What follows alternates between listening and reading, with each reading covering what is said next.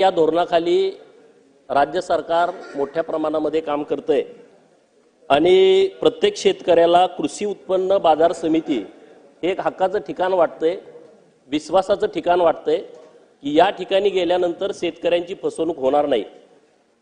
परंतु आशिया खंडामध्ये आपण सर्वात मोठी जी कृषी उत्पन्न बाजार समिती आहे असं वारंवार म्हणतो, अशा नवी मुंबई कृषी उत्पन्न बाजार समितीच्या बाबतीमध्ये काही प्रश्न आपल्या माध्यमातून माननीय मंत्री महोदयांना मला विचारायचे आहेत। मी विधान परिषदेचा सदस्य असताना वरच्या सभागृहामध्ये एक तारांकित प्रश्न उपस्थित केला होता की तिथे एक शौचालयाचा, साध्या मराठी भाषेत संडासाचा घोटाळा झाला होता आणि त्यामध्ये 6 संचालकांच्या वरती फौजदारी गुन्हा दाखल झाला होता।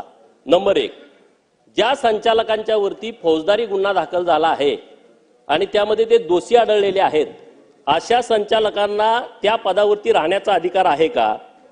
दुसरा विषय, FSIचा मोठा घोटाळा झाला।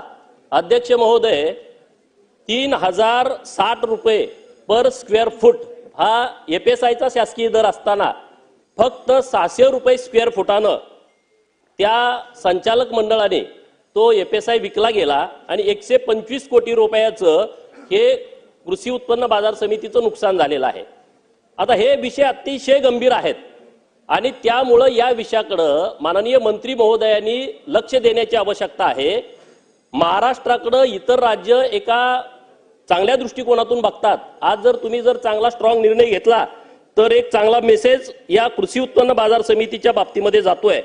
मुळामध्ये 12 जे संचालक आहेत, 12 संचालक हे शेतकऱ्यांचे प्रतिनिधी म्हणून तालुका कृषी उत्पन्न बाजार समितीमध्ये जे डायरेक्टर असतात ते डायरेक्टर इकडं नवी मुंबई कृषी उत्पन्न बाजार समितीवरती निवडून येतात।